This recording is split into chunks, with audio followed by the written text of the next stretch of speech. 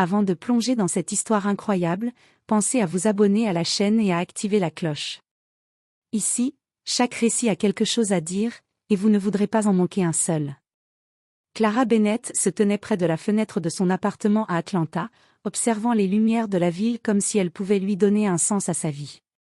Depuis quelques semaines, tout semblait vide, son travail n'avait plus la même saveur, ses amitiés étaient distantes, et l'absence de son ex-mari laissait un vide qu'elle n'arrivait pas à combler. Ce soir-là, elle avait accepté de suivre sa sœur Emily à une fête dans un penthouse luxueux du centre-ville. Clara n'avait pas envie de socialiser, mais elle espérait que la distraction suffirait à calmer l'anxiété qui la rongeait. À peine arrivée, l'ambiance l'avait happée, rires éclatants, musique électronique résonnante, et verres de champagne qui circulaient sans fin. Elle essayait de se fondre dans la foule, de sourire poliment, de ne pas paraître isolée, mais chaque éclat de rire autour d'elle lui rappelait son propre sentiment de solitude. Puis elle aperçut Ryan Harper, le frère cadet de son beau-frère, assis dans un coin, légèrement à l'écart. Grand, avec un visage marqué par la confiance et un sourire en coin qui donnait envie de se rapprocher, il lui lança un regard. Un regard simple, mais chargé d'une énergie qui la déstabilisait. Clara sentit un frisson inattendu. Alors qu'elle s'avançait pour dire bonjour, un inconnu approcha avec un plateau de cocktail. Sans qu'elle puisse réagir, on glissa un verre entre ses mains, et avant même qu'elle ait pu se méfier, une chaleur diffuse parcourut son corps. Le monde devint soudain flou, comme si quelqu'un avait baissé le rideau sur sa conscience. Ryan s'agenouilla légèrement près d'elle, sa voix basse et rassurante. « Clara, tu n'as pas l'air bien. Laisse-moi t'aider. » À ce moment précis, Clara sentit que quelque chose en elle basculait. Elle voulait résister, crier, s'éloigner, mais son corps ne lui obéissait plus. Elle allait être entraînée dans une nuit qu'elle n'avait pas choisie, une nuit qui changerait à jamais sa perception de la famille, du désir et de la trahison. Le prologue se termine sur ce frisson d'angoisse et de mystère, laissant planer le doute sur ce qui allait arriver ensuite. Clara sentit ses jambes devenir molles alors qu'elle s'appuyait contre le comptoir du penthouse. Le monde autour d'elle semblait se dissoudre en couleurs floues et sons indistinctes. Elle avait l'impression que chaque rire, chaque note de musique, lui échappait, et pourtant, elle sentait le regard de Ryan Harper posé sur elle, solide et insistant. « Clara, tu es sûre que ça va ?» demanda Ryan, sa voix basse mais ferme, comme un ancrage dans le tourbillon de sensations qui l'assaillait. Elle voulut répondre, mais ses mots se perdaient dans sa gorge. Elle sentit son cœur battre plus vite, un mélange d'excitation et de panique.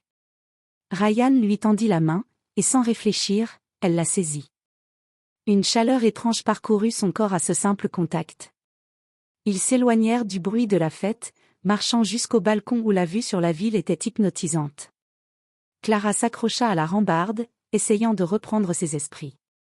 Mais ses pensées étaient confuses, ses émotions amplifiées par le liquide inconnu qui avait été versé dans son verre.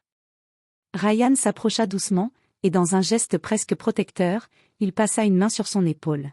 « Tu devrais t'asseoir. » murmura-t-il. Avant qu'elle ne puisse protester, elle sentit ses yeux se fermer et son corps céder à la fatigue et à l'ivresse soudaine. Elle se laissa tomber sur une chaise longue, incapable de résister. Ryan, attentif mais discret, resta à ses côtés, l'observant comme quelqu'un qui surveille un fragile équilibre prêt à basculer.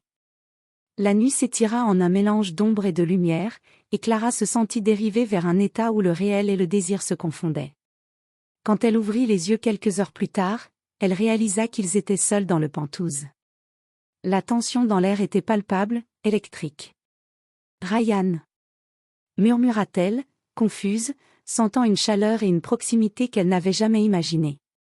Il s'agenouilla devant elle, son visage sérieux mais tendre. « Clara, je sais que ce n'était pas prévu, mais tu n'as rien à craindre. Je suis là. » Les barrières entre eux tombèrent alors. Ce qui commença comme une rencontre innocente se transforma en un moment intime, impulsif, presque irréel. Leurs mains se frôlèrent, leurs regards se mêlèrent, et dans l'intensité de cette nuit altérée par la drogue, Clara et Ryan partagèrent une aventure d'un soir, un mélange de désir, de culpabilité et de curiosité interdite.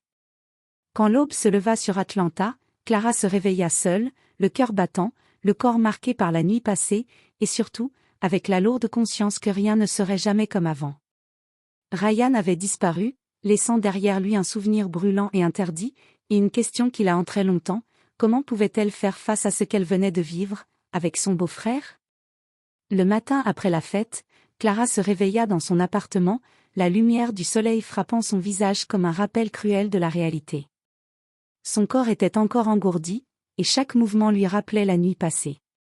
Elle se souvenait de Ryan Harper, de la chaleur de ses mains, de son regard, de cette proximité qu'elle n'aurait jamais dû ressentir. Un mélange de honte et de confusion l'envahit. Comment avait-elle pu se laisser aller ainsi? Elle repensa à ce qu'il avait dit: tu n'as rien à craindre, je suis là. Mais là n'était plus là. Il n'était plus là. La culpabilité monta rapidement en flèche. Elle avait trahi une confiance invisible, celle d'une famille qu'elle connaissait depuis toujours. Sa sœur Émilie arriva plus tard dans la matinée, pleine d'enthousiasme et inconsciente du chaos intérieur de Clara. Alors, cette fête, demanda Émilie en riant.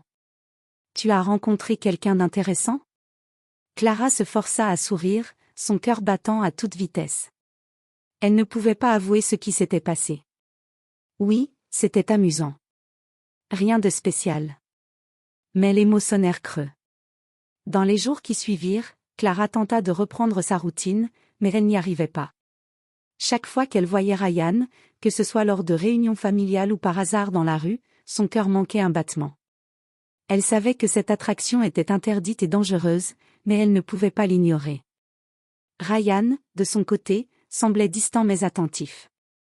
Il ne parlait jamais ouvertement de cette nuit, mais ses gestes et son regard trahissaient une tension similaire à celle de Clara. Le silence entre eux était lourd, chargé d'un désir inavoué et d'une culpabilité mutuelle. Clara commença à réfléchir aux conséquences. Son mariage précédent était terminé, mais elle n'avait jamais imaginé que la famille de son ex deviendrait si proche et si complexe. Ryan était le frère de celui qu'elle avait été obligée de considérer comme une figure de stabilité et de loyauté. Et surtout, elle réalisait que cette aventure n'était pas simplement un moment de faiblesse, elle avait ouvert une porte vers des émotions qu'elle ne pouvait pas contrôler. Elle se surprit à rêver de Ryan la nuit, à imaginer leur conversation, à repenser à la douceur de ses gestes. Chaque souvenir la consumait un peu plus, la plongeant dans un dilemme moral: comment concilier désir et loyauté, plaisir et honte? Un soir, incapable de supporter le silence, Clara décida de confronter Ryan. Elle l'appela et lui proposa de se retrouver dans un petit café discret. Lorsqu'ils se virent, leurs regards se croisèrent, lourds de ce qui avait été vécu. Clara, murmura Ryan, presque tremblant. Je ne voulais pas que ça se passe comme ça. Moi non plus, répondit-elle, sa voix brisée par l'émotion. Mais maintenant, je ne peux pas ignorer ce que j'ai ressenti. Ce fut le début d'une tension nouvelle, dangereuse et magnétique. Une tension qui les rapprochait inexorablement tout en les menaçant d'un scandale familial qu'aucun d'eux n'était prêt à affronter. Clara comprit alors que la nuit passée n'était pas simplement un accident, c'était le point de départ d'un voyage émotionnel complexe, où désir et culpabilité allaient se confronter, et où chaque décision pourrait changer leur vie à jamais. Clara tenta de reprendre sa vie normale, mais tout semblait différent désormais. Chaque rencontre avec la famille Harper devenait un rappel silencieux de ce qu'elle avait fait. Elle voyait Ryan dans ses pensées à chaque instant, et la culpabilité grandissait, lourde comme un nuage menaçant. Un samedi après-midi, sa sœur Émilie l'invita à un déjeuner familial chez leur mère. Clara accepta avec hésitation, consciente que Ryan serait là. La tension était palpable dès qu'elle entra dans le salon. Ryan était déjà présent, discutant avec quelques cousins, mais il s'interrompit dès qu'il vit Clara. Leurs regards se croisèrent, et pendant un instant, ils oublièrent tout le reste du monde. Le déjeuner commença, et Clara tenta de se concentrer sur les conversations, mais les rires et les discussions autour d'eux semblaient fades comparés à la tempête qui grondait dans son esprit. Ryan restait près d'elle, parfois touchant subtilement sa main ou son bras, comme pour tester la limite de leur contrôle. Après le repas, la tension monta d'un cran. Émilie proposa une promenade dans le jardin, et Clara se retrouva seule avec Ryan près des rosiers, à l'écart de tous. Le silence était lourd, chargé de désir et de culpabilité.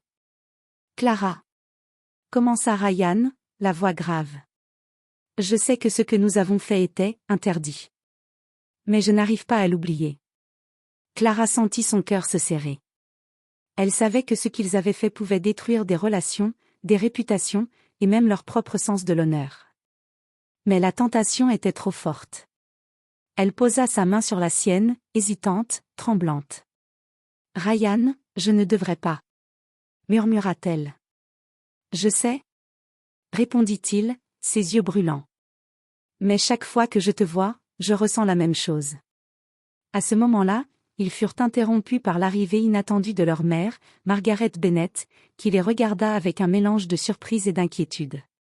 Clara retira sa main, rouge de honte, tandis que Ryan essayait de sourire, embarrassé. La soirée continua, mais l'atmosphère était désormais différente. Clara comprit que leurs sentiments n'étaient plus secrets, et qu'ils devaient naviguer dans un terrain dangereux. La question n'était plus seulement le désir, c'était une question de loyauté, de morale et de respect familial. Ce chapitre marqua un tournant. Clara réalisa que chaque geste, chaque regard, pouvait avoir des conséquences irréversibles. La nuit passée avec Ryan n'était plus un simple accident, elle devenait le centre d'un dilemme qui menaçait de tout bouleverser dans sa vie. Alors qu'elle rentrait chez elle, son esprit était en tumulte. Elle savait qu'il ne pouvait pas continuer ainsi sans conséquence. Mais elle ne pouvait pas non plus ignorer ce qu'elle ressentait. Le piège familial se refermait doucement, et Clara comprit que la suite serait un jeu dangereux de secrets, de désirs et de confrontations inévitables. Les jours qui suivirent furent un enfer silencieux pour Clara. Chaque interaction avec Ryan ou sa famille était un rappel de la nuit qu'ils avaient partagée et du poids du secret qu'ils portaient. La culpabilité la rongeait, mais le désir ne disparaissait pas. Elle savait qu'elle devait prendre une décision, mais aucune option ne semblait sans douleur. Un soir, Ryan l'appela, sa voix tremblante mais décidée. « Clara, nous devons parler. Je ne peux plus continuer comme ça. » Ils se retrouvèrent dans un café isolé, loin des regards. L'air était lourd, chargé de tout ce qu'il n'avait jamais exprimé. Ryan prit une profonde inspiration. « Ce que nous avons fait, ce n'était pas juste. Mais je ne peux pas nier ce que je ressens. » Clara sentit une boule se former dans sa gorge.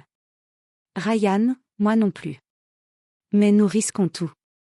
Notre famille, nos relations, tout pourrait s'effondrer. » Il la regarda intensément, et pour la première fois, Clara vit non seulement le désir dans ses yeux, mais aussi la peur, la culpabilité et la confusion.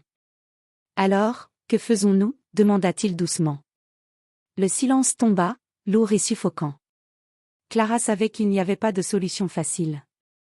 Tout choix qu'elle ferait allait blesser quelqu'un ou détruire une partie de sa vie. Elle pensait à sa sœur Emily, à son ex-mari, à Ryan lui-même. Et pourtant, elle savait qu'elle ne pouvait pas nier ses sentiments. Finalement, Clara prit une profonde inspiration et murmura. « Nous devons être honnêtes, avec nous-mêmes et avec les autres. Nous ne pouvons pas continuer dans le mensonge. » Ryan hocha lentement la tête, comme s'il s'attendait à cette réponse. « Alors, il faudra du courage. Et nous devrons faire face aux conséquences. » Cette nuit-là, ils ne se touchèrent pas. Ils restèrent assis l'un en face de l'autre, conscients que la tempête qu'ils avaient déclenchée ne faisait que commencer. Mais pour la première fois depuis cette nuit fatale, Clara sentit un certain contrôle sur sa vie. Elle avait choisi la vérité, même si elle savait que la vérité serait douloureuse. Le chapitre se termina sur une note incertaine mais résolue. Clara et Ryan devaient naviguer entre désir, loyauté et morale, dans un équilibre fragile. Leur aventure d'un soir avait déclenché une série d'événements qui changeraient à jamais leur vie, et chacun d'eux savait que les choix à venir ne seraient ni simples ni indulgents.